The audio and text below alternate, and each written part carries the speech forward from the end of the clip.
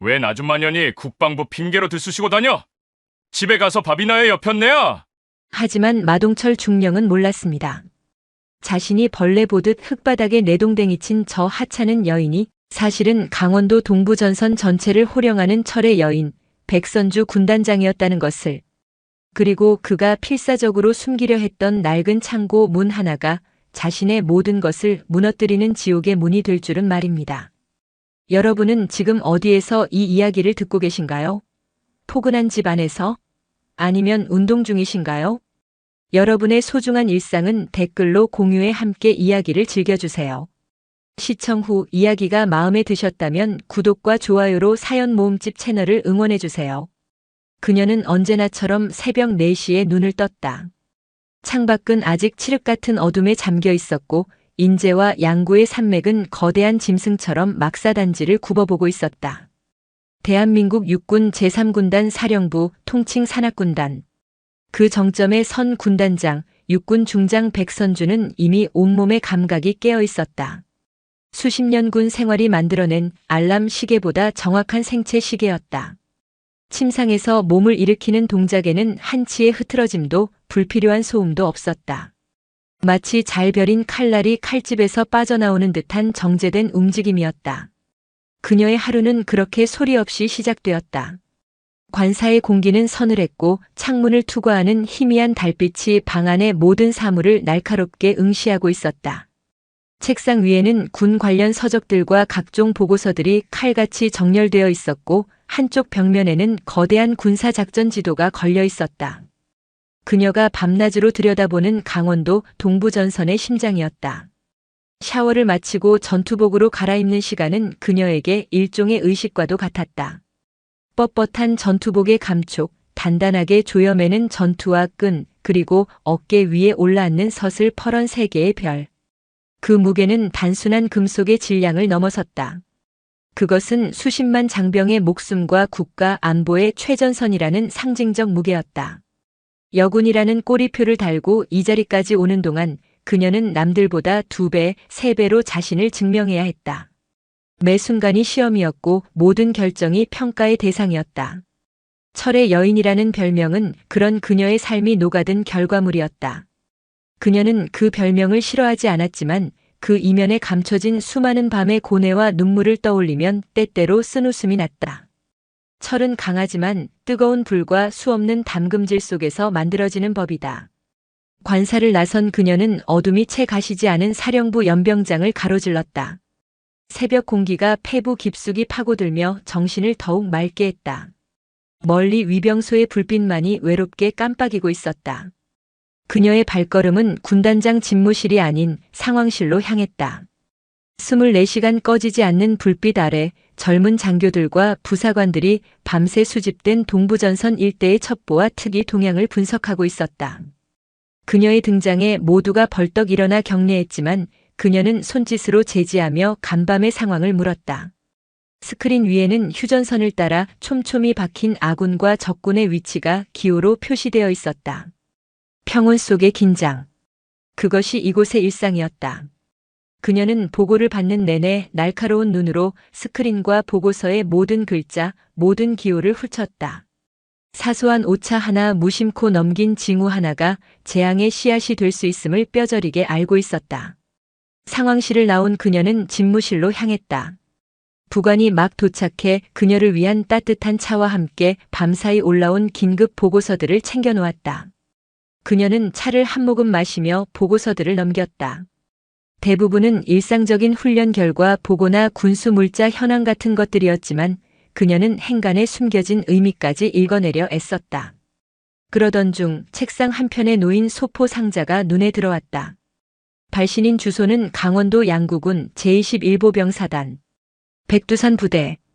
그녀의 외아들 이로운 일병이 복무하고 있는 곳이었다. 아들이 그녀의 작전 관할 구역 안에 있다는 사실은 군단장 백선주에게는 늘 마음 한구석을 무겁게 짓누르는 바위와 같았다. 아들이 입대 영장을 받았을 때 그녀는 자신의 권력을 이용해 후방의 편한 부대로 빼줄 수도 있었다. 하지만 그녀는 그러지 않았다. 그녀 자신과 아들 모두에게 떳떳하고 싶었다. 그러나 아들이 최전방 사단, 그것도 험준하기로 소문난 백두산 부대에 배치되었을 때 그녀는 어머니로서의 고통을 숨길 수 없었다. 겉으로는 태어난 척했지만 밤마다 아들의 안전을 걱정하며 잠 못 이루는 날이 많았다. 소포는 한 달에 한 번꼴로 도착했다. 아들은 거창한 편지 대신 자신이 읽은 책이나 소소한 PX 간식거리 따위를 보내오곤 했다. 그것은 모자 간의 서툰 소통 방식이었다. 그녀는 조심스럽게 상자를 열었다. 이번에도 책 몇 권과 과자 몇 봉지가 들어 있었다. 그리고 그 아래 때 묻은 작은 수첩 하나가 놓여 있었다. 아들의 것이라고 하기엔 너무 낡고 해져 있었다. 그녀는 무심코 수첩을 집어들었다. 표지에는 아무것도 적혀 있지 않았다. 첫 장을 넘기는 순간 그녀의 손가락이 미세하게 떨렸다. 그것은 아들의 필체가 아니었다. 삐뚤빼뚤하고 어딘가 절박함이 묻어나는 글씨체. 수첩의 주인은 김민준이라는 그녀에게는 생소한 이름의 병사였다. 차가운 새벽 공기 속에서 수첩의 첫 장이 넘어갔다. 백선주의 눈동자가 빽빽하게 들어찬 글씨들을 훑기 시작했다. 단순한 호기심으로 펼쳤던 수첩은 장을 넘길수록 거대한 의욕과 불길한 예감으로 변해갔다. 그것은 한 병사의 일기가 아니었다. 지옥의 한복판에서 보내온 피와 눈물로 쓰인 고발장이었다. 김민준 일병.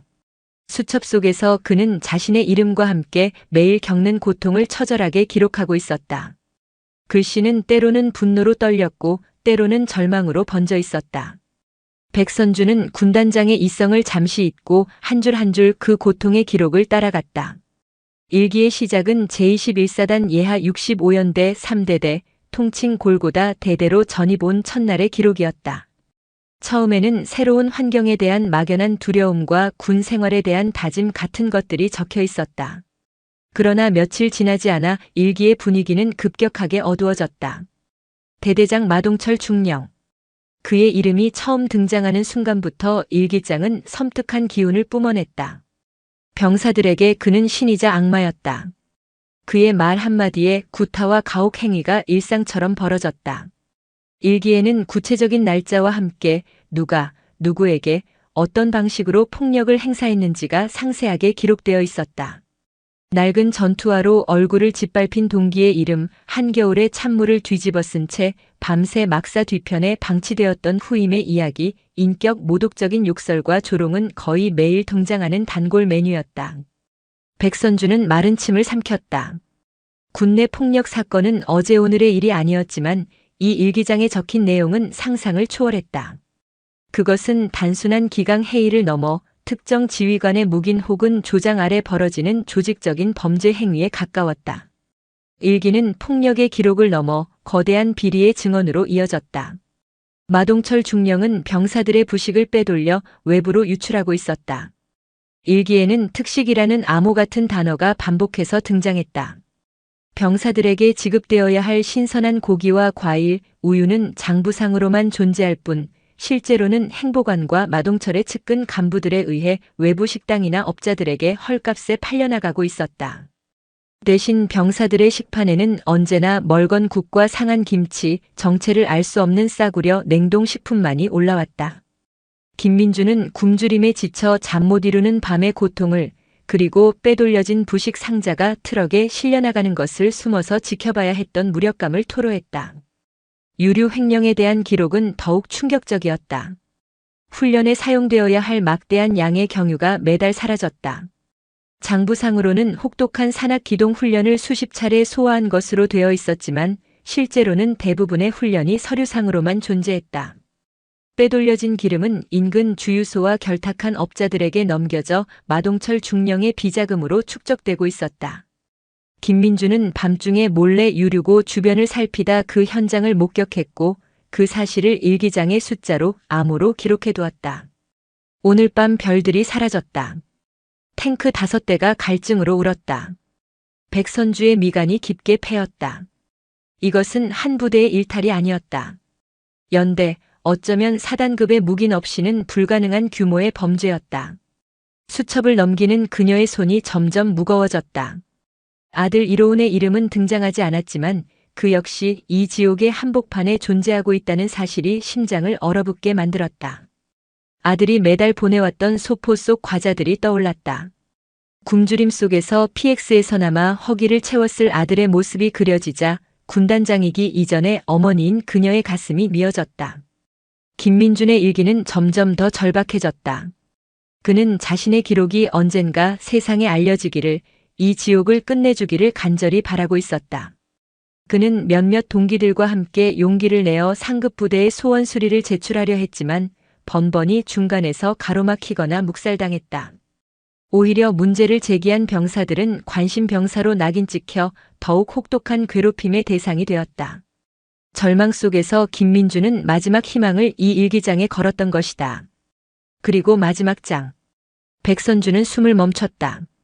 다른 페이지와는 달리 마지막 장의 글씨는 심하게 흔들리고 있었다. 죽음을 예감한 자의 마지막 유언처럼 보였다. 오늘 야간 행군을 나간다. 돌아오지 못할지도 모른다. 아마 중령이 나를 주시하고 있다. 내가 모든 것을 알고 있다는 사실을 눈치챈 것 같다. 만약 내가 죽으면 그것은 사고가 아니다. 그리고 그 아래 마치 마지막 힘을 쥐어짜는 듯한 글씨가 이어졌다. 창고. 이번 창고. 서류 더미 밑을. 거기서 문장은 끊겨 있었다. 백선주의 온몸에서 피가 빠져나가는 느낌이었다. 그녀는 즉시 부관을 호출했다. 목소리는 놀랍도록 차분했지만 그 안에는 폭풍 전야의 고요함이 담겨 있었다. 지금 즉시 제21사단 65연대 3대대 소속 김민준 일병의 신원을 확인해. 모든 정보를 알아내. 조용하고 신속하게. 부관은 군단장의 싸늘한 분위기에 압도되어 긴급히 상황실로 달려갔다.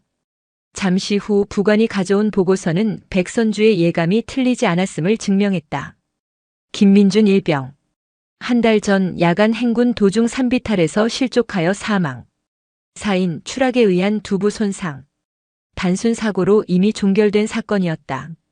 단순 사고. 보고서에 찍힌 네 글자가 백선주의 눈앞에서 아른거렸다. 그녀의 머릿속에서는 김민준의 마지막 기록과 공식 사망 보고서가 격렬하게 충돌했다.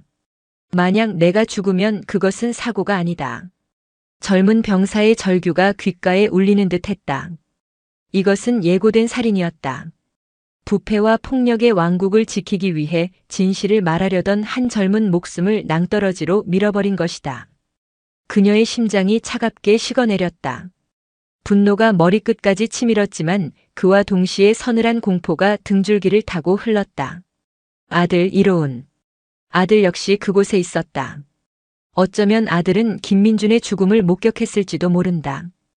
혹은 그 역시 마동철의 감시 대상일 수도 있었다. 최악의 경우 다음 희생자가 될 수도 있었다. 어머니로서의 본능이 그녀의 모든 사고를 마비시킬 것 같았다. 당장이라도 헌병대를 이끌고 골고다 대대로 쳐들어가 마동철의 목에 수갑을 채우고 아들을 구해내고 싶었다. 그러나 그녀는 군단장이었다. 제3군단을 지휘하는 야전 사령관이었다. 감정적인 대응은 상황을 더욱 악화시킬 뿐이었다.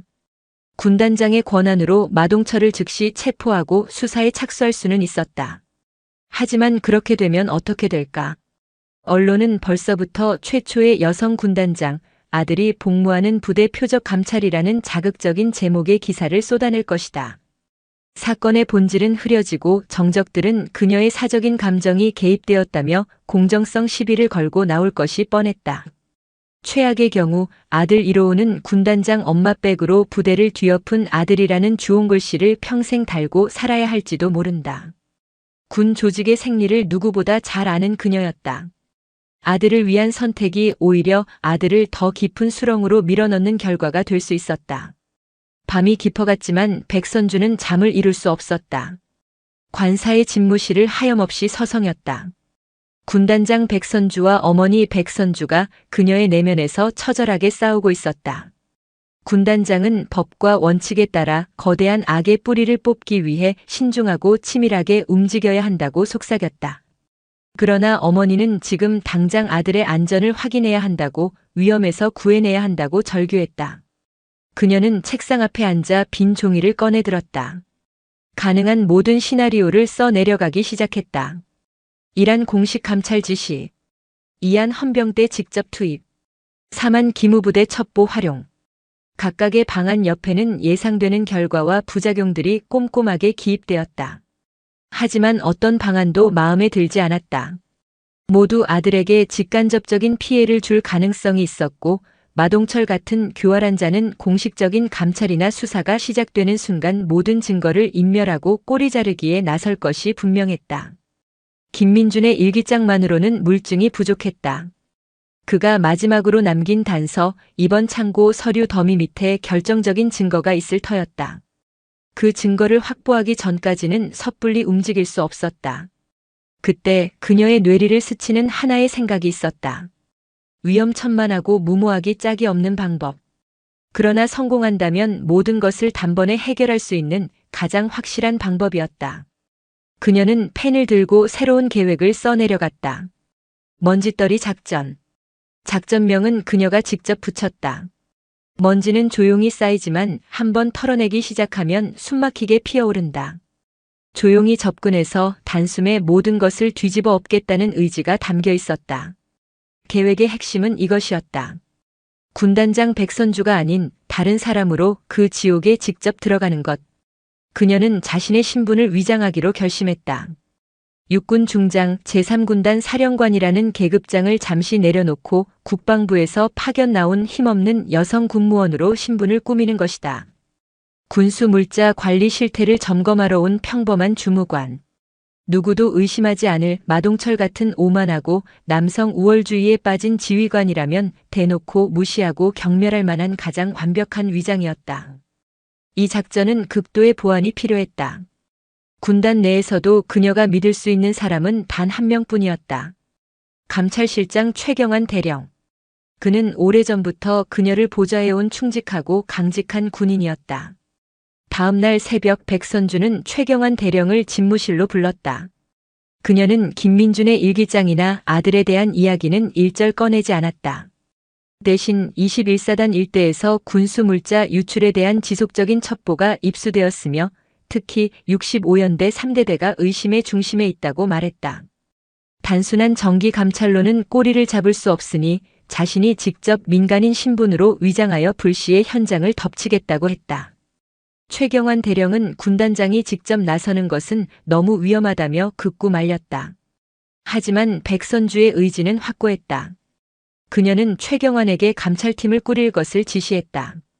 군수 분야의 베테랑이면서 입이 무거운 소령급 장교 1명, 그리고 실무에 능한 상사 2명. 그리고 감찰의 목적은 오직 군수 물자 특별 점검으로만 알려야 한다고 못 박았다. 누구도 그녀의 진짜 목적을 알아서는 안 되었다. 최경환은 군단장의 결연한 의지를 꺾을 수 없음을 깨닫고 즉시 인원 선발에 착수했다. 백선주는 자신의 옷장에서 가장 평범하고 눈에 띄지 않는 옷을 골랐다. 수십 년 만에 처음으로 전투복이 아닌 옷을 입고 거울 앞에 섰다. 거울 속에는 세 개의 별을 단 장군이 아닌 그저 평범한 중년 여성이 서 있었다. 그녀의 눈빛만이 강철 같은 의지를 담고 서늘하게 빛나고 있었다. 최경환 대령의 움직임은 신속하고 은밀했다. 그는 군단장의 지시에 따라 감찰팀을 꾸리기 시작했다. 그의 머릿속에는 몇몇 인물들이 떠올랐다. 군수 분야의 베테랑. 그 조건에 가장 부합하는 인물은 군수참모부 소속의 박기태 소령이었다. 박 소령은 육사 출신으로 두뇌 회전이 빠르고 군수 물자 관리 시스템에 대한 이해도가 타의 추종을 불허했다. 평판도 좋았다. 윗사람에게 깍듯하고 아랫사람들을 잘 챙겨 부대 내에서 신망이 두터웠다. 최경환은 박기태 소령이야말로 이번 임무의 적임자라고 판단했다. 그는 박 소령을 감찰실로 불렀다. 보안 유지를 위해 그는 이번 감찰이 국방부의 직접 지시에 따른 비공식적인 현장 점검이며 군단장님께서 특별히 신뢰하는 팀을 꾸리라고 지시하셨다고 에둘러 설명했다. 그리고 국방부 소속의 여성 주무관 1명이 동행할 것이라고 덧붙였다. 박기태 소령은 조금의 망설임도 없이 임무를 받아들였다. 그의 눈빛에서는 의욕과 충성심이 넘쳐 흘렀다. 최경환은 그의 그런 모습에 만족하며 실무를 담당할 상사 2명을 추가로 팀에 합류시켰다. 작전 당일 새벽 감찰팀은 사령부 연병장 한쪽 구석에 조용히 집결했다. 군용 지휘 차량이 아닌 평범한 검은색 세단 2대가 준비되었다. 백선주는 약속된 시간에 모습을 드러냈다. 그녀는 어깨까지 내려오는 가발을 쓰고 옅은 화장을 한 채 수수한 정장 차림을 하고 있었다. 손에는 서류 가방이 들려 있었다. 그녀의 모습에서 육군 중장의 위엄은 찾아볼 수 없었다. 박기태 소령과 상사들은 처음 보는 그녀의 모습에 어리둥절한 표정을 지었지만 최경환 대령의 엄숙한 눈빛에 아무것도 묻지 못했다. 최경환 대령은 출발 직전 다시 한번 보안을 강조했다. 우리의 목적은 제21사단 65연대 3대대의 군수 물자 현황을 불시에 점검하는 것이다. 현장에서 어떤 일이 벌어지더라도 동행한 이선영 주무관의 지시에 절대적으로 따른다. 이 주무관은 국방부 장관 직속 감찰팀의 일원이다. 백선주는 이선영 주무관이라는 가짜 신분의 고개를 살짝 끄덕여 보였다. 차량은 어둠을 뚫고 인제를 출발해 양구로 향했다. 굽이치는 산길을 달리는 동안 차 안에는 무거운 침묵이 흘렀다. 백선주는 창밖으로 스쳐 지나가는 험준한 산세를 바라보며 마음을 다잡았다. 저 산맥 어딘가에 아들이 있었다. 그리고 아들을 위협하는 거대한 악의 소굴이 있었다.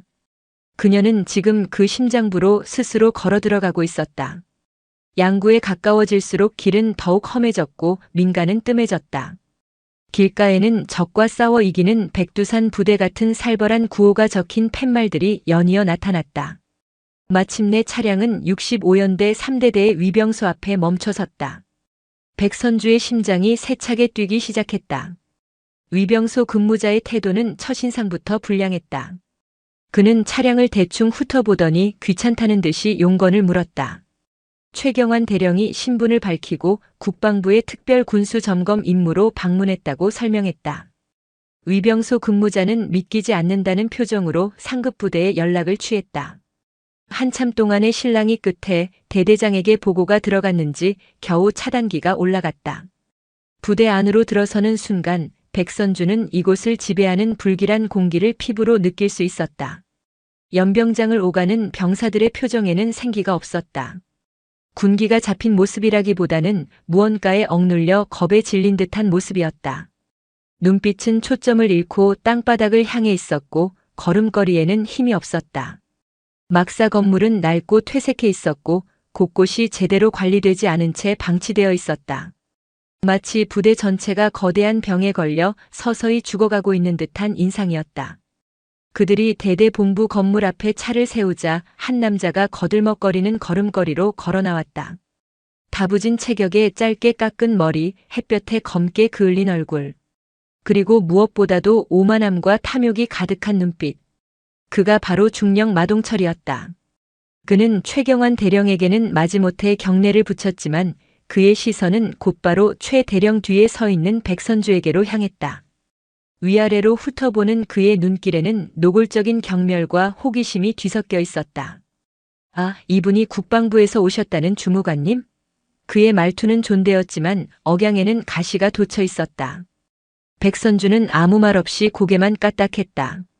그녀가 여자라는 사실 그리고 군인이 아닌 민간인 신분이라는 점이 그에게는 아주 우습게 보였을 것이다. 이런 깡촌 부대까지 무슨 일로 행차하셨나 모르겠네. 우리 부대는 보시다시피 가진 것 없는 부대라 점검하실 것도 별로 없을 텐데. 그는 대놓고 비아냥거렸다. 그의 뒤에 서 있던 행정보급관과 다른 간부들 역시 비웃음이 섞인 표정으로 백선주 일행을 바라보고 있었다. 백선주는 그의 도발에 응수하는 대신 차갑고 사무적인 목소리로 말했다. 안내나 해주시죠. 시간이 없습니다. 그녀의 단호한 태도에 마동철의 얼굴이 순간 굳어졌다. 그는 코웃음을 치며 몸을 돌렸다. 지옥의 문이 그렇게 열리고 있었다. 대대장실로 안내된 백선주 일행에게 마동철은 앉으라는 말도 없이 자신만 의자에 털썩 주저앉았다.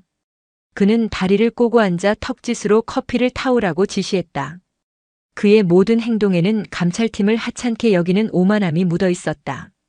그는 서류 뭉치를 뒤적이는 척하며 감찰팀을 본체 만체했다. 전형적인 길들이기 수법이었다.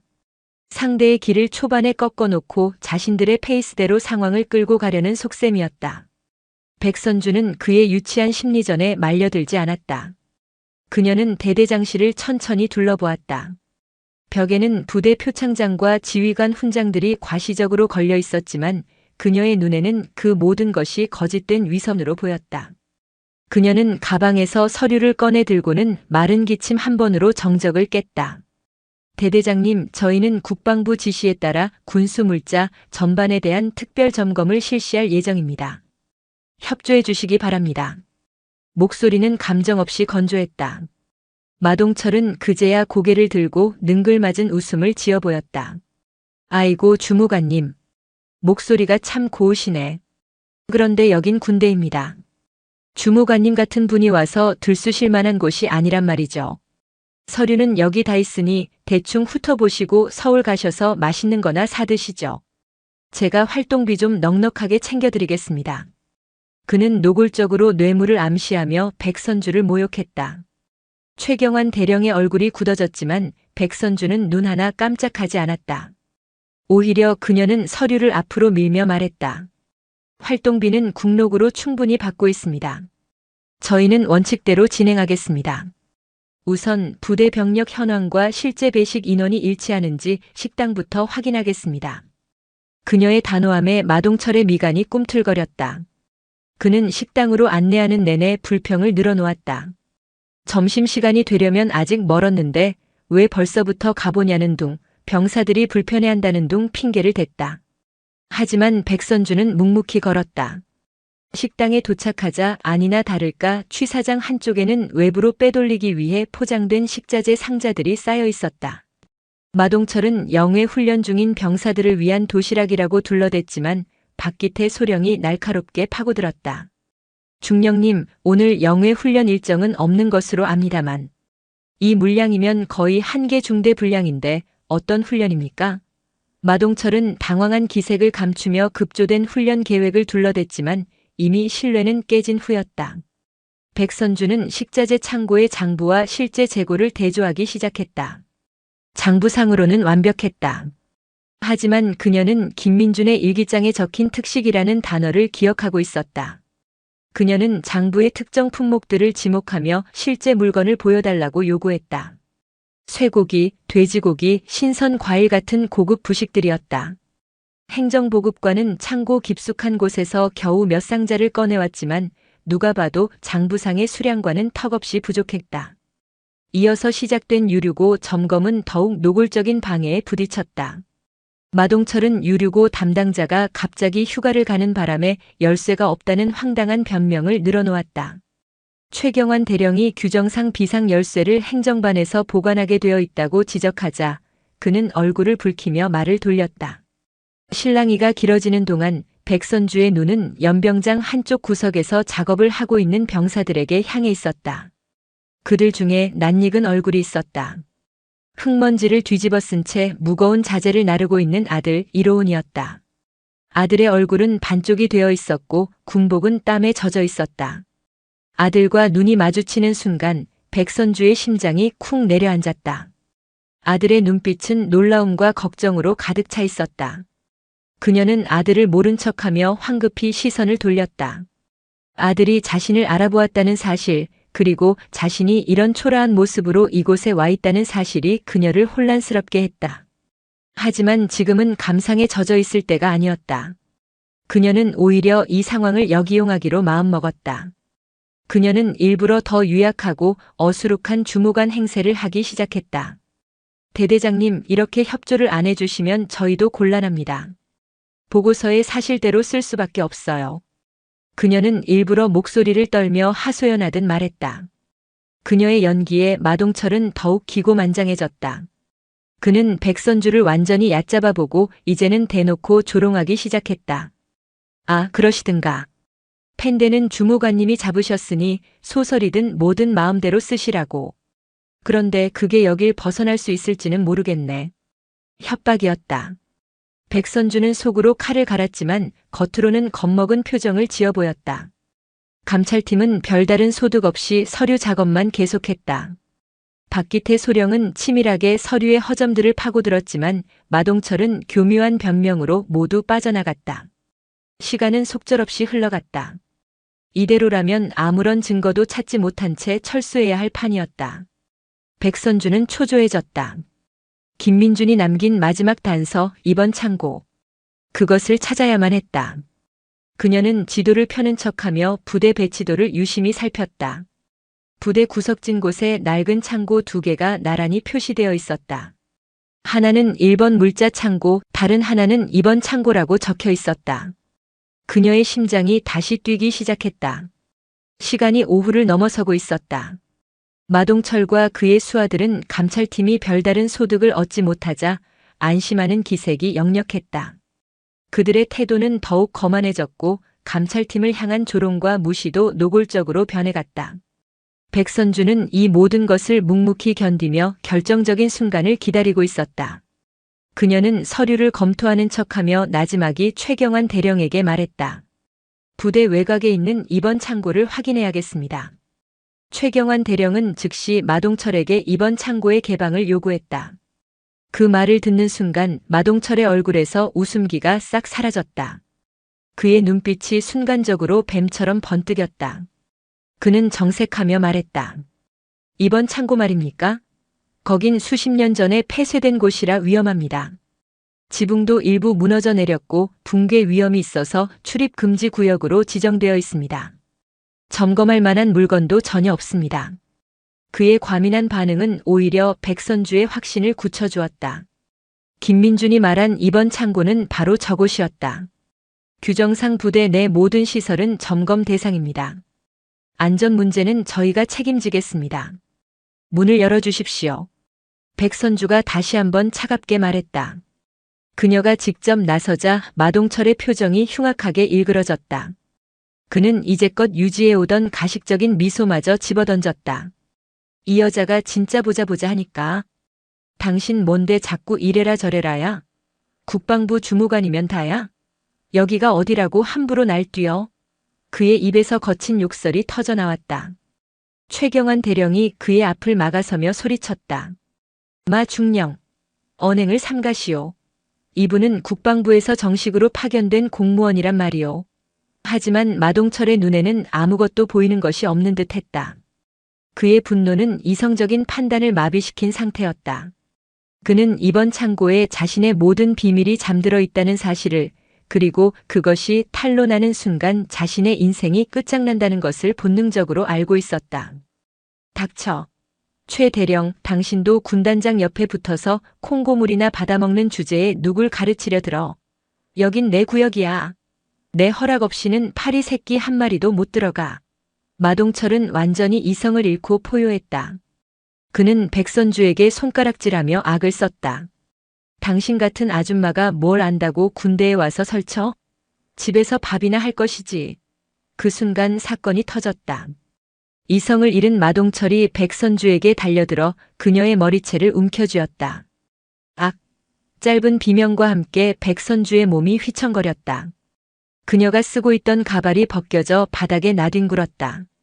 최경환 대령과 감찰팀원들이 경악하여 마동철을 떼어내려 했지만 그는 광기에 사로잡혀 백선주를 땅바닥에 내동댕이 쳤다. 흙먼지가 풀썩 일었다. 백선주는 땅바닥에 쓰러져 거친 숨을 몰아쉬었다. 입가에서 비릿한 피맛이 느껴졌다. 수십 년 군 생활 동안 단 한 번도 겪어보지 못한 처절한 모욕과 굴욕이었다. 그리고 그 끔찍한 광경을 멀리서 연병장 작업을 하던 이로운 일병이 목격하고 말았다. 자신의 어머니가 하나뿐인 어머니가 웬 미친놈에게 머리채를 잡히고 폭행당하는 모습을 두 눈으로 보고 만 것이다. 이로운의 눈이 뒤집혔다. 피가 거꾸로 솟는다는 것이 어떤 느낌인지 처음으로 알았다. 그는 손에 들고 있던 삽을 내던지고 그쪽으로 달려가려 했다. 당장이라도 달려가 마동철을 죽여버리고 싶었다. 그러나 그의 옆에 있던 선임 병장이 그를 필사적으로 붙잡았다. 이 일병 미쳤어. 정신 차려. 그 순간 이로운은 땅바닥에 쓰러진 어머니와 눈이 마주쳤다. 흙먼지를 뒤집어 쓴 채 입가에 피를 흘리면서도 어머니는 그를 향해 고개를 가로젓고 있었다. 움직이지 마라. 제발. 움직이지 마. 어머니의 눈빛은 그렇게 말하고 있었다. 아들의 인생을 망칠 수 없다는, 아들을 지켜야 한다는 어머니의 절박한 외침이었다. 이로우는 터져나오려는 울음과 분노를 삼키며 주먹을 부르짖었다. 손톱이 손바닥을 파고들어 피가 배어나왔다. 그는 아무것도 할 수 없었다. 어머니가 무참히 짓밟히는 모습을 그저 지켜볼 수밖에 없는 자신의 무력함에 치를 떨어야 했다. 흙먼지 속에서 백선주가 천천히 몸을 일으켰다. 입술이 터져 피가 흘렀고 옷은 흙으로 더러워져 있었다. 그러나 그녀의 눈빛은 이전보다 훨씬 더 차갑고 단단하게 빛나고 있었다. 그녀는 자신을 둘러싼 경악과 혼돈, 그리고 멀리서 아들이 보내오는 고통스러운 시선을 온몸으로 느끼고 있었다. 이제 모든 것이 끝났다. 아니, 이제부터가 진짜 시작이었다. 그녀는 더 이상 힘없는 주무관 행세를 할 필요가 없었다. 그녀는 마동철을 똑바로 바라보았다. 광기에 차있던 그의 눈빛이 땅바닥에서 일어선 그녀의 서늘한 시선과 마주치자 순간적으로 움찔했다. 백선주는 흙 묻은 손으로 입가의 피를 닦아냈다. 그리고는 지축을 울리는 듯한 낮고 위험 있는 목소리로 말했다. 중령 마동철. 그녀의 목소리는 방금 전에 가늘고 떨리던 목소리와는 완전히 달랐다. 수십만 대군을 호령하는 지휘관의 목소리였다. 마동철은 자기도 모르게 주춤거리며 뒷걸음질 쳤다. 내 놈은 지금 무슨 짓을 했는지 알고 있는가? 그녀의 말 한마디 한마디에 실린 무게감에 주변의 공기마저 얼어붙는 듯 했다. 마동철은 여전히 상황 파악이 되지 않은 채 허세를 부리며 소리쳤다. 무슨 짓이라니. 분수도 모르고 날뛰는 아줌마를 좀 손봐준 것뿐이다. 백선주는 희미하게 미소를 지었다. 그것은 경멸과 연민이 뒤섞인 서늘한 미소였다. 그녀는 천천히 자신의 신분증을 품에서 꺼내 들었다. 그리고 그것을 마동철의 눈앞에 펼쳐 보였다. 내 어깨에 달린 별이 보이지 않는다면 이걸 보고 다시 말해보아라. 신분증에는 그녀의 사진과 함께 선명하게 박힌 3개의 별 그리고 대한민국 육군 중장 백선주라는 글자가 적혀 있었다. 마동철의 눈이 믿을 수 없다는 듯이 커졌다. 그는 신분증과 백선주의 얼굴을 번갈아 쳐다보았다. 그의 뇌가 현실을 받아들이기를 거부하고 있었다. 백선주. 철의 여인. 산악군단에 살아있는 전설. 자신들의 머리 위에 군림하는 제3군단 사령관. 그 이름이 눈앞에 초라한 여자와 연결되는 순간 마동철의 얼굴에서 핏기가 사라지고 사색이 되었다. 군단장님? 그의 목소리가 염소처럼 떨려 나왔다. 방금 전까지의 기세는 온데간데 없이 사라지고 극심한 공포가 그의 온몸을 지배했다. 그는 무릎이라도 꿇고 빌어야 한다는 생각조차 하지 못했다. 그저 그 자리에 얼어붙어 부들부들 떨 뿐이었다. 백선주는 신분증을 다시 품에 넣고 최경환 대령을 향해 명령했다. 최 대령. 지금 즉시 헌병대에 연락해. 중령 마동철을 현시간부로 상관 모욕 및 폭행죄 현행범으로 체포한다. 저항할 시에는 사살해도 좋다. 사살해도 좋다는 말이 떨어지는 순간 주변에 있던 모든 사람들이 숨을 삼켰다. 최경환 대령은 즉시 무전기를 꺼내 들고 어딘가로 연락을 취했다. 몇 분 지나지 않아 부대 밖에서 요란한 사이렌 소리와 함께 헌병대 차량들이 먼지를 일으키며 달려왔다. 완전 무장한 헌병들이 순식간에 마동철을 둘러싸고 그의 팔을 꺾어 수갑을 채웠다. 마동철은 아무런 저항도 하지 못했다. 그는 넋이 나간 사람처럼 군단장님 잘못했습니다. 살려주십시오. 라는 말만 반복할 뿐이었다. 모든 상황이 정리되자 이로운 일병이 그녀에게 다가왔다. 그의 얼굴은 눈물과 분노, 걱정으로 뒤범벅이 되어 있었다. 어머니 괜찮으세요? 그는 차마 군단장님이라는 말을 입에 담지 못했다. 백선주는 아들의 어깨를 잠시 다독여 주었다. 괜찮다는 무언의 신호였다. 그리고 이로우는 떨리는 목소리로 그동안 차마 말하지 못했던 사실을 털어놓았다. 김민준 상병이 죽기 직전 마지막으로 자신에게 남긴 말. 민준이 형이 죽기 전에 저한테 말했어요. 만약 자기가 잘못되면 이번 창고 서류 더미 밑을 꼭 확인해달라고 그 일기장도 저한테 맡겼어요. 죄송해요, 어머니. 무서워서 지금까지 말씀 못 드렸어요. 아들의 고백에 백선주는 모든 퍼즐 조각이 맞춰지는 것을 느꼈다. 그녀는 헌병들에게 명령했다. 지금 당장 이번 창고를 개방한다. 모든 장비를 동원해서라도 문을 열어라. 헌병대의 공병지원팀이 절단기와 해머를 동원해 이번 창고의 녹슨 철문을 뜯어내기 시작했다. 불꽃이 튀고 굉음이 부대 전체에 울려 퍼졌다. 수십 년간 굳게 닫혀있던 문이 마침내 열리는 순간 안에서 퀴퀴한 곰팡이 냄새와 먼지가 폭풍처럼 쏟아져 나왔다. 백선주는 손으로 코와 입을 막으며 어두운 창고 안으로 첫 발을 내디뎠다. 손전등 불빛이 닿는 곳마다 거미줄과 먼지 쌓인 낡은 군수품들이 모습을 드러냈다. 창고는 마동철의 말처럼 오랫동안 사용되지 않은 폐창고처럼 보였다. 하지만 그녀는 김민준이 남긴 마지막 말을 믿었다. 서류 더미 밑을. 그녀와 감찰팀, 헌병들은 창고 구석구석을 뒤지기 시작했다. 창고 한쪽 구석에 낡은 캐비닛과 서류 상자들이 산더미처럼 쌓여 있었다. 바로 저곳이었다. 병사들이 동원되어 먼지 쌓인 서류 더미를 하나씩 치워나갔다. 서류들은 이미 썩고 바스러져 형체를 알아보기 힘든 것들이 대부분이었다. 한참 동안 작업을 계속하던 한 병사가 무언가 단단한 것에 손이 닿았는지 소리쳤다. 여기 뭔가 있습니다. 모두의 시선이 그곳으로 쏠렸다. 서류 더미 아래 바닥의 일부가 주변과 미세하게 다른 것을 발견했다. 헌병들이 조심스럽게 바닥의 널빤지를 드러내자 그 아래 숨겨진 공간이 드러났다. 그리고 그 공간 안에는 낡고 녹슨 철제 상자 하나가 놓여 있었다. 판도라의 상자가 마침내 모습을 드러낸 것이다. 상자는 굳게 잠겨 있었지만 헌병들이 가져온 절단기 앞에선 소용이 없었다. 철컥 하는 소리와 함께 자물쇠가 끊어지고 백선주가 직접 상자의 뚜껑을 열었다. 상자 안에 내용물이 드러나는 순간 그곳에 있던 모든 사람들이 숨을 삼켰다. 가장 위에는 김민준의 것과 비슷한 낡은 수첩 수십 권이 들어있었다. 모두 골고다 대대를 거쳐간 수많은 병사들이 남긴 고통의 기록들이었다. 그 아래에는 차마 눈뜨고 보기 힘든 물건들이 들어있었다. 혈서로 쓴 편지들, 구타로 인해 부러진 치아 몇 개, 녹슨 대검 조각, 그리고 주인을 알 수 없는 머리카락 뭉치까지. 이것은 단순한 비리 고발을 넘어 한 부대에서 자행된 끔찍한 인권 유린과 고문의 증거들이었다. 최경환 대령은 참담한 표정으로 고개를 돌렸고 젊은 헌병들은 구역질을 참지 못했다. 그리고 그 끔찍한 증거물들 가장 밑바닥에서 비닐에 여러 겹 쌓인 작은 물체가 발견되었다. USB 메모리 스틱 하나와 외장 하드디스크였다. 백선주는 직감했다. 이것이야말로 마동철이 그토록 필사적으로 숨기려 했던 이 모든 부패의 핵심 증거라는 것을. 즉시 노트북이 공수되었고 박기태 소령이 USB를 연결했다. 파일들은 암호로 잠겨 있었지만 박소령은 능숙하게 암호를 해독해냈다. 그리고 파일이 열리는 순간 모두의 눈이 휘둥그레졌다.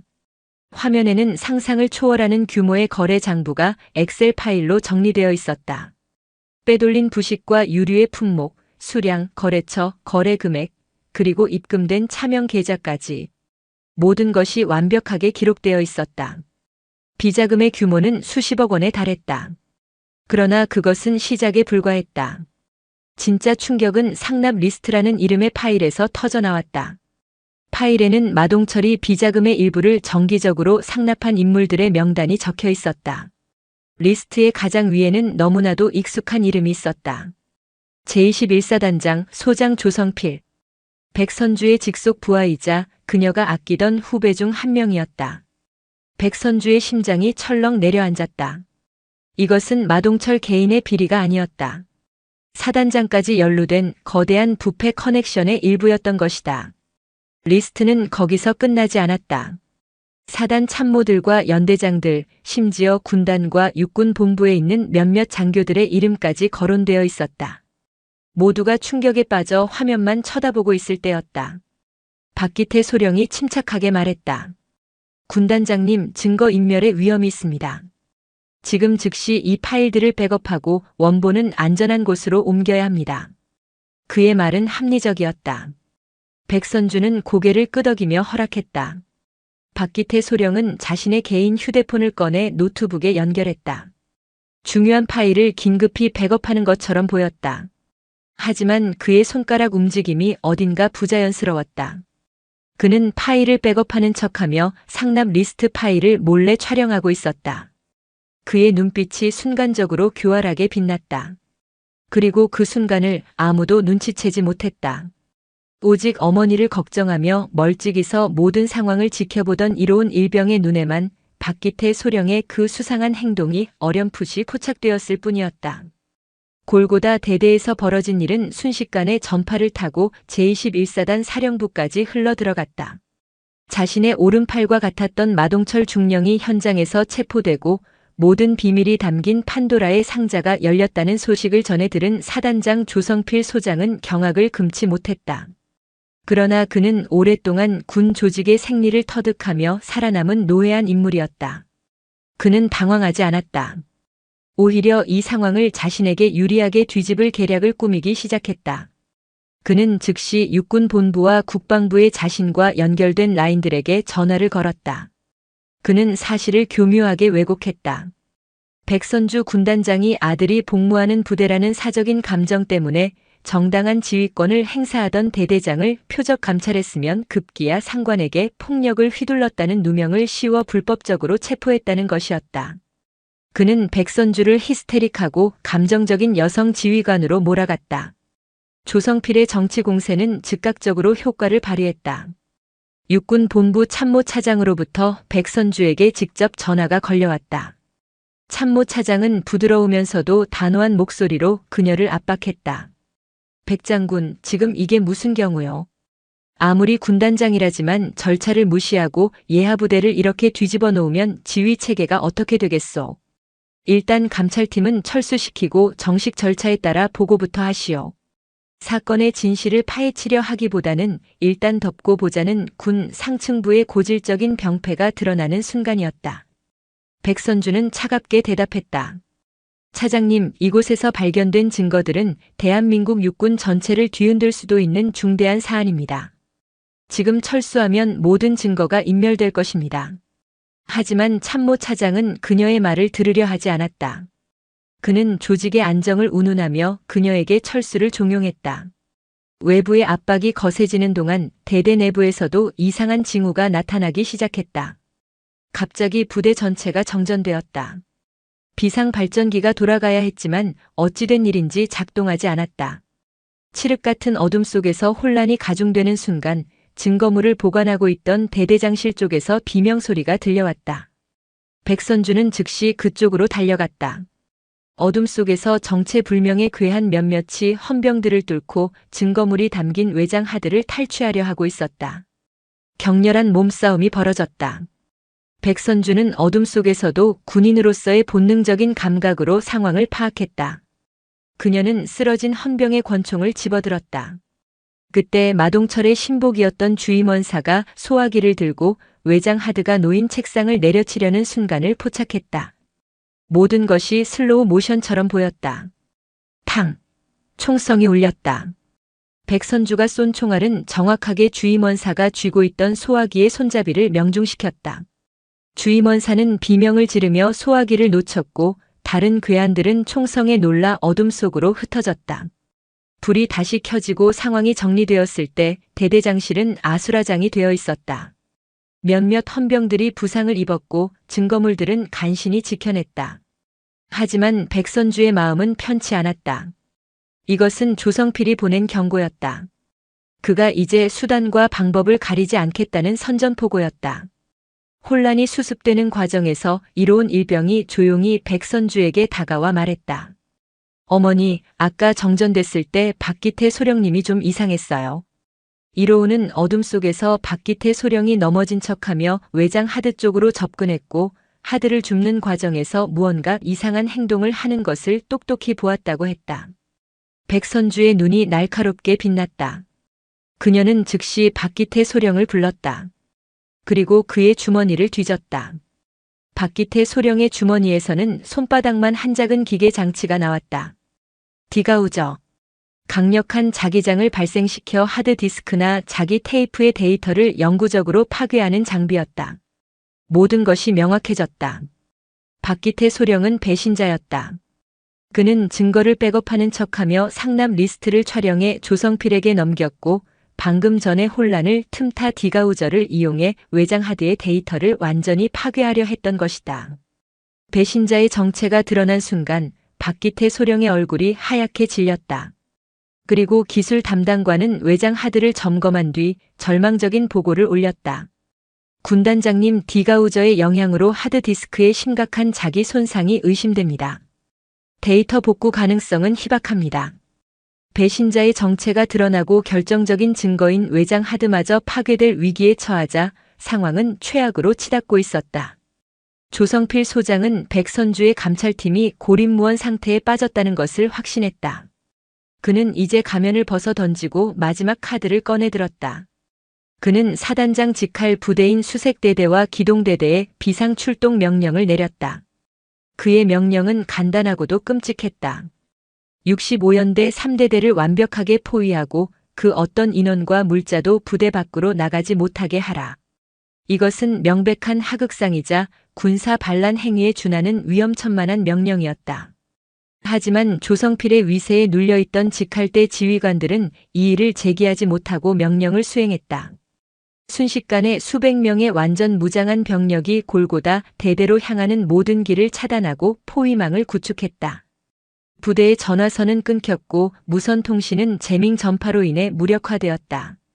백선주와 그녀의 작은 감찰팀은 말 그대로 적진 한복판에 갇힌 포로 신세가 되었다. 최경환 대령은 창밖으로 속속 도착하는 수색대 병력들을 보며 참담한 표정으로 말했다. 군단장님, 이건 미친 짓입니다. 조성필이 군대를 사병처럼 동원하고 있습니다. 백선주는 굳은 표정으로 포위망을 바라보았다. 그녀의 머릿속은 그 어느 때보다 빠르고 차갑게 회전하고 있었다. 분노나 절망에 빠져 있을 시간이 없었다. 이 절체절명의 위기를 타개할 방법을 찾아야만 했다. 그녀에게 남은 희망은 단 하나, 손상된 외장 하드디스크였다. 기술 담당관은 데이터 복구 가능성이 희박하다고 했지만 희박하다는 것은 불가능하다는 의미가 아니었다. 군단 사령부의 첨단 장비와 최고의 전문가들이 동원된다면 신락 같은 희망이라도 걸어볼 수 있었다. 문제는 이 포위망을 뚫고 외장 하드를 어떻게 군단 사령부까지 무사히 운반하느냐였다. 그녀는 부대 지도를 펼쳐놓고 모든 가능성을 검토했다. 정문 돌파는 자살 행위였다. 헬기를 이용한 탈출은 적의 대공 감시망에 걸릴 위험이 컸다. 그녀의 시선이 지도 한 구석에 그려진 점선에 머물렀다. 과거 훈련 목적으로 만들어졌다가 지금은 거의 사용되지 않는 낡은 전술 갱도였다. 갱도는 부대 후산의 비밀 출구와 연결되어 있었다. 위험 부담이 컸지만 유일한 탈출로였다. 그녀는 결심했다. 그리고 자신의 마지막 작전을 구상하기 시작했다. 작전명 여우 사냥. 교활한 여우 같은 조성필을 사냥하기 위한 마지막 승부수였다. 그녀는 남은 인원들을 모두 불러 모았다. 충직한 최경환 대령, 배신이 발각된 후 모든 것을 체념한 박기태 소령, 겁에 질린 상사들과 헌병들, 그리고 굳은 의지로 가득 찬 아들 이로운 일병까지. 그녀는 모두의 얼굴을 천천히 둘러본 뒤 작전 계획을 밝혔다. 작전은 세 부분으로 나뉘었다. 첫째, 자신이 직접 미끼가 되어 조성필의 시선을 붙잡아 두는 것이었다. 그녀는 외부와의 유일한 비상통신망을 이용해 조성필과 직접 교신하며 시간을 끌고 마치 헬기를 이용해 탈출하려는 것처럼 그를 속일 계획이었다. 둘째, 탈출조의 임무였다. 최경환 대령을 조장으로 아들 이로운 일병과 통신 담당 상사, 그리고 가장 믿음직한 헌병 2명으로 구성된 탈출조가 외장 하드를 가지고 비밀 갱도를 통해 부대를 빠져나가는 것이었다. 그녀가 아들을 이 위험한 임무에 포함시킨 것은 그가 이 모든 사건의 시발점이었고 또한 누구보다 강한 동기를 가지고 있었기 때문이었다. 셋째, 남은 헌병들은 부대 내에서 총소리를 내는 등 교란 작전을 펼쳐 탈출조가 무사히 빠져나갈 수 있도록 돕는 것이었다. 작전 계획을 들은 모두의 얼굴에 긴장감이 감돌았다. 특히 아들을 사지나 다름없는 곳으로 보내야 하는 백선주의 마음은 천갈래 만갈래로 찢어지는 듯했다. 그러나 그녀는 사적인 감정을 드러내지 않았다. 그녀는 탈출조에게 외장 하드를 건네며 단호하게 말했다. 이것은 단순한 하드디스크가 아니다. 죽어간 김민준 상병의 한이며 썩어빠진 군을 도려낼 수 있는 유일한 칼이다. 무슨 일이 있어도 목숨을 걸고 이것을 지켜내라. 이로운 일병은 어머니의 눈을 똑바로 바라보며 굳게 고개를 끄덕였다. 그의 눈빛에는 더 이상 두려움이 없었다. 어머니를 지키고 죽은 전우의 명예를 되찾겠다는 결연한 의지만이 불타고 있었다. 그렇게 칠흑 같은 어둠 속에서 목숨을 건 여우 사냥 작전이 시작되었다. 백선주는 약속대로 비상통신망을 통해 조성필에게 교신을 시도했다. 지지직거리는 소음과 함께 마침내 연결된 통신에서 조성필의 오만한 목소리가 흘러나왔다. 백선주 군단장님, 이제 항복할 마음이 좀 드셨습니까? 백선주는 그의 도발에 넘어가지 않고 오히려 여유로운 목소리로 응수했다. 조성필 소장, 자네야말로 지금이라도 무장을 해제하고 투항하는 게 좋을 걸세. 자네의 반란 행위는 이미 육군본부에 모두 보고되었네. 그녀의 거짓말에 조성필이 코웃음을 쳤다. 거짓말 마십시오. 지금 군단장님은 도간에 든 쥐 신세입니다. 곧 헬기를 보내드릴 테니 얌전히 외장 하드를 넘기고 투항하시죠. 그러면 목숨만은 살려드리겠습니다. 백선주는 그의 말을 통해 그가 헬기를 이용한 탈출을 예상하고 있음을 확인했다. 작전의 첫 단계는 성공이었다. 그녀는 일부러 시간을 끌며 그와 무의미한 설전을 벌이기 시작했다. 그 사이 최경환 대령이 이끄는 탈출조는 어둠을 틈타 부대 후산에 위치한 비밀갱도 입구에 도착했다. 덩굴과 수풀로 가려진 입구는 수십 년간 누구의 발길도 닿지 않은 듯 황량했다. 그들은 굳게 닫힌 철문을 열고 축축하고 차가운 공기가 흘러나오는 갱도 안으로 들어섰다. 갱도 내부는 한치 앞도 보이지 않는 완벽한 어둠이었다. 손전등 불빛에 의지에 한 걸음 한 걸음 나아갔다. 발밑에서는 축축한 흙과 돌멩이가 밟혔고 천장에서는 차가운 물방울이 뚝뚝 떨어졌다. 어디선가 박쥐가 푸드덕거리는 소리와 정체를 알 수 없는 작은 동물들이 기어가는 소리가 들려와 공포감을 증폭시켰다. 이로운 일병은 가슴에 외장 하드가 든 가방을 꼭 껴안았다. 이것을 지키지 못하면 어머니도 죽은 민준이 형도 그리고 자기 자신도 끝장이라는 생각뿐이었다. 한참을 걸었을 때 그들은 위기에 봉착했다. 갱도 일부가 오래전에 붕괴되어 흙과 돌무더기가 길을 완전히 막고 있었다. 최경환 대령의 얼굴이 절망으로 굳어졌다. 돌아가기엔 너무 늦었고 앞으로 나아갈 길은 막혀 있었다. 바로 그때 이로운 일병이 손전등을 들고 붕괴된 지점 주변을 살폈다. 저 위쪽을 보십시오. 사람이 겨우 기어 들어갈 만한 작은 틈이 있습니다. 그의 말대로 흙더미 위쪽 천장과 맞닿은 부분에 좁은 구멍이 보였다. 모두의 희망이 그 작은 구멍으로 쏠렸다. 그들은 서로를 밀고 끌어주며 필사적으로 틈새를 통과하기 시작했다. 흙먼지가 입과 코로 쏟아져 들어와 숨을 쉬기조차 힘들었지만 누구 하나 포기하지 않았다. 마침내 마지막 사람까지 붕괴 지점을 통과했을 때 그들은 안도의 한숨을 내쉬었다. 하지만 그들이 모르는 사실이 있었다. 감찰팀 막사에 감금되어 있던 배신자 박기태 소령이 감시가 소홀한 틈을 타 숨겨두었던 소형 무전기로 조성필에게 비밀 메시지를 보낸 것이다. 그는 감시하던 헌병을 속여 화장실에 가는 척하며 재빨리 메시지를 타전했다. 메시지의 내용은 짧고 명료했다. 속임수, 헬기 미끼, 진짜는 갱도, 백골 갱도. 백골은 그 비밀 갱도가 위치한 골짜기의 이름이었다. 메시지를 받은 조성필은 자신이 백선주의 계략에 완벽하게 속았다는 사실을 깨닫고 분노했다. 그는 즉시 매복 지점을 헬기 착륙 예상 지점에서 갱도 출구로 변경하라고 명령했다. 거대한 함정이 아무것도 모르는 탈출조를 기다리고 있었다. 탈출조는 길고 긴 어둠의 터널 끝에서 마침내 희미한 바깥의 불빛을 발견했다. 그들은 거의 다 왔다는 생각에 안도하며 마지막 힘을 내어 출구로 향했다. 그러나 그들을 기다리고 있는 것은 희망의 빛이 아닌 절망의 어둠이었다. 갱도 출구를 나서는 순간 최경환 대령과 탈출조는 자신들이 완벽한 함정에 빠졌음을 깨달았다. 출구 주변의 숲속, 어둠 속에 몸을 숨기고 있던 수십 명의 수색대 병사들이 일제히 그들에게 총구를 겨누었다. 서치라이트 불빛이 눈을 멀게 할 듯이 쏟아졌고 사방에서 움직이면 쏜다. 무기를 버려. 라는 고함이 터져나왔다. 탈출조는 옴짝달싹할 수 없는 상태에 빠졌다. 그들의 앞을 막아선 것은 흉악한 미소를 짓고 있는 조성필 소장이었다. 그는 박수를 치며 어둠 속에서 걸어 나왔다. 백선주 군단장님께 안부 전해주시오. 여우 사냥은 실패했다고 말이오. 그의 목소리에는 승리감과 조소가 가득했다. 최경환 대령은 이를 갈며 소리쳤다. 조성필, 내 놈은 군인의 명예를 더럽힌 반역자다. 당장 길을 비키지 못해. 조성필은 그의 말을 비웃으며 탈출조에게서 빼앗은 가방을 열어 외장 하드를 꺼내 들었다. 그는 하드를 바닥에 던지고는 군홧발로 짓밟으려 했다. 명예. 웃기지 마시오, 대령. 힘이 없는 정의는 무능일 뿐이야. 이깟 쇳덩어리 하나 때문에 내 인생을 망칠 순 없지. 바로 그 순간 이로운 일병이 그의 앞을 가로막았다. 그는 비무장 상태였지만 두려움 없는 눈으로 조성필을 노려보았다. 그걸 밟으려거든 먼저 나를 밟고 지나가라.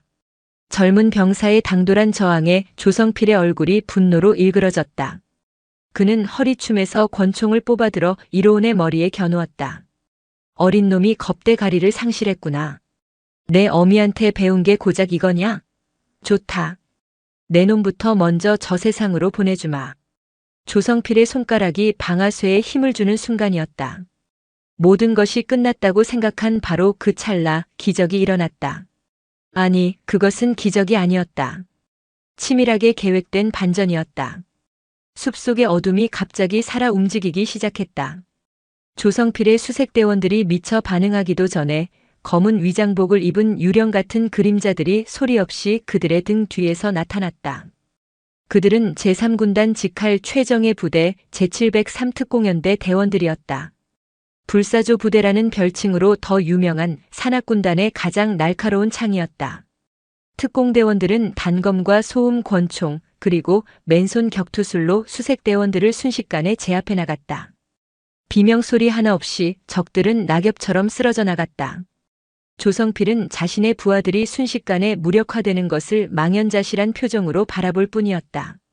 그때 특공대원들 사이를 뚫고 한 장교가 걸어 나왔다. 특공연대장 강태식 대령이었다. 그는 조성필에게 다가가 차갑게 말했다. 소장 조성필 귀관을 군사 반란 및 상관 살해 미수 혐의로 현 시간부로 체포한다. 상황을 파악하지 못한 조성필이 버럭 소리쳤다. 강 대령. 내 놈이 미쳤나? 나는 21사단장이다.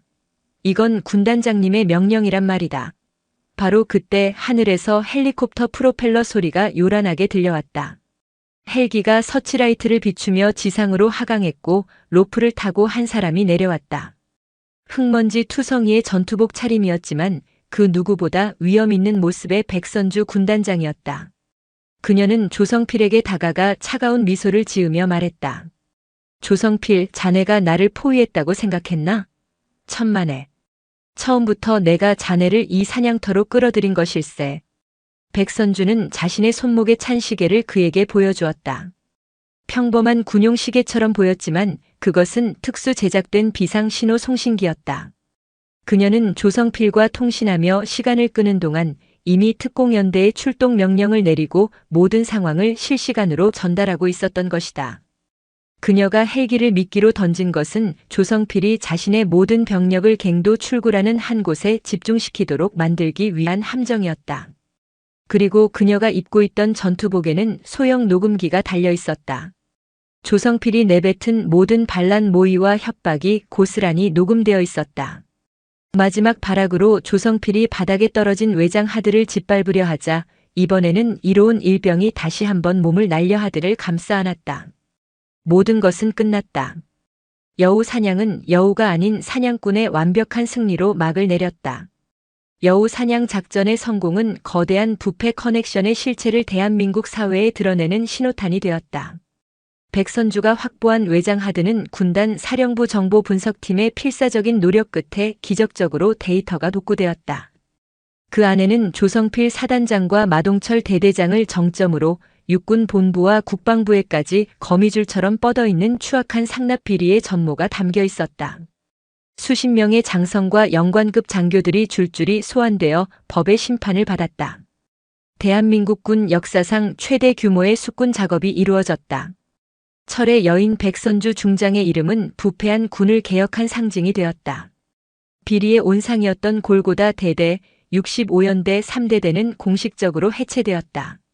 부대는 사실상 재창설 수준의 개편을 겪었고 새로운 지휘관과 병사들로 채워졌다. 그리고 얼마 후 부대 연병장 한편에 작은 추모비가 세워졌다. 마동철의 폭력과 비리 아래 쓰러져간 젊은 넋들, 그 중에서도 진실을 위해 목숨을 바친 김민준 상병을 기리기 위한 추모비였다. 추모식이 열리던 날 백선주는 군단장 계급장을 모두 뗀 평범한 전투복 차림으로 추모비 앞에 섰다. 그녀는 희생된 병사들의 이름을 하나하나 부르며 추모사를 읽어내려갔다. 그녀의 목소리는 시종일관 침착했지만 마지막 구절을 읽을 때 철의 여인이라 불리던 그녀의 눈에서 마침내 뜨거운 눈물이 흘러내렸다.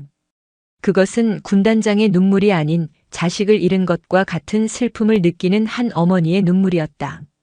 추모식이 끝나고 그녀는 홀로 추모비를 바라보고 있는 아들 이로운 일병에게 다가갔다. 그동안 모자 사이에는 넘을 수 없는 벽처럼 군대의 계급과 규율이 존재했다. 하지만 그날 그 순간만큼은 군단장과 병사가 아닌 오직 어머니와 아들만이 존재했다. 백선주는 아들의 어깨를 감싸 안았다. 고맙다 아들아. 그리고 미안하다. 아들은 아무 말 없이 고개를 끄덕였다. 이로운은 이번 사건을 겪으며 나약한 청년에서 진정한 군인으로 성장했다. 그리고 백선주는 가장 높은 자리에 있으면서도 가장 낮은 곳의 고통을 외면하지 않는 지휘관의 길을 다시 한번 확인했다. 그녀는 더 이상 아들을 온실 속 화초처럼 걱정하지 않기로 했다. 아들은 이미 혹독한 비바람을 이겨내고 굳건히 뿌리내린 나무가 되어 있었다. 모자는 한참 동안 말없이 새롭게 태어난 부대를 감싸는 강원도의 푸른 산과 하늘을 바라보았다. 그들의 시선 끝에는 어두운 과거의 상처를 넘어 새로운 희망의 미래가 펼쳐지고 있었다.